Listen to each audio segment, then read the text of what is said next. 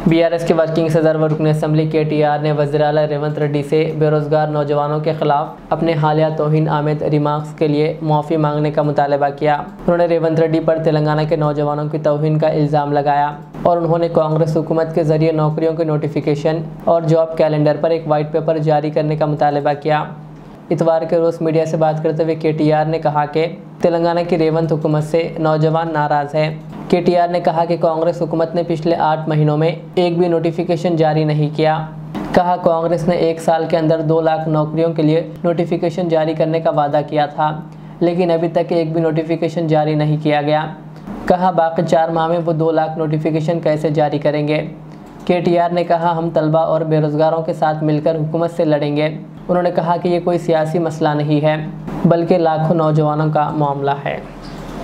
రేవంత్ రెడ్డికి అందుకే చెప్తా ఉన్నాం, 7 నెలలు అయిపోయింది, 8వ నెలలో నీ ప్రభుత్వం అడుగుపెట్టింది. ఈ 8 నెలల్లో ఒక్క నోటిఫికేషన్ ఇవ్వలేదు. మరి మిగతా 4 నెలల్లో ఎట్లా ఇస్తావు 2 లక్షల ఉద్యోగాలకు నోటిఫికేషన్లు, ఎట్లా ఇస్తావు 2 లక్షల ఉద్యోగాలు?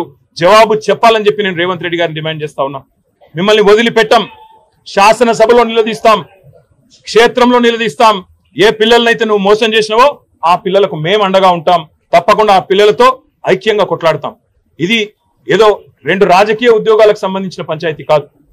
లక్షలాది మంది తెలంగాణ యువతకు వారి భవిష్యత్తుకు సంబంధించిన అంశం కాబట్టి ముఖ్యమంత్రి గారు ఇకనైనా బేసిజాలకు పోకుండా, అనవసరపు ప్రెస్టేజ్ ఫాల్స్ ప్రెస్టేజ్ పోకుండా, ఈగోకి పోకుండా అహంకారం తగ్గించుకొని ఇవాళ కండకావరంతో మాట్లాడే విధానాన్ని తగ్గించుకొని ఆ పిల్లలకు క్షమాపణ చెప్పి 2 లక్షల ఉద్యోగాలు ఇస్తానన్న మాట నిలబెట్టుకునే దిశగా వెంటనే నోటిఫికేషన్లు ఇవ్వాలని, వెంటనే ఆ ప్రక్రియ ప్రారంభించాలని, వారు డిమాండ్ చేస్తున్న విధంగా గ్రూప్ 2, గ్రూప్ 3లో పోస్టుల సంఖ్య పెంచాలని, అదే విధంగా డిఎస్సి విషయంలో కూడా మీరే ఏదైతే మాట చెప్పారో ఆ మాటను నిలుపుకోవాలని ఆనాడు మీరే చెప్పారు. ప్రతిపక్ష నాయకుడిగా 21,000 ఉద్యోగాలు ఉన్నాయని చెప్పినారు.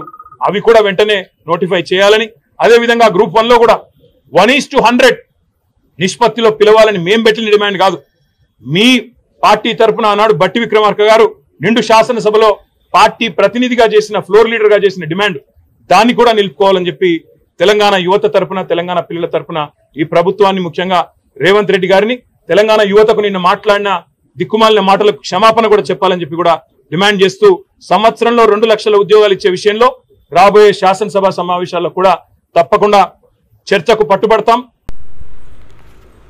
अल रियाज टूर्स एंड ट्रैवल्स, जहां पर domestic and international air ticketing, visa endorsement, immigration, passport दाखिल करने में ताउन, विजिट वीज़ा और उम्रा वीज़ा के साथ साथ वेस्टर्न यूनियन और मनीग्राम के अलावा दीगर कई सारी बेहतरीन सहूलियात भी यहां पर दस्तियाब रहेगी। मज़ीद तफसीलात के लिए दिए गए इस नंबर पर प्रोपराइटर मोहम्मद रियाज अहमद से रब्ता किया जा सकता है।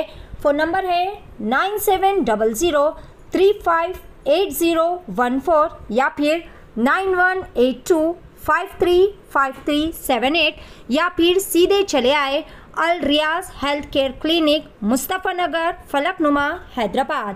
आपका इत्मीनान ही हमारी कामयाबी।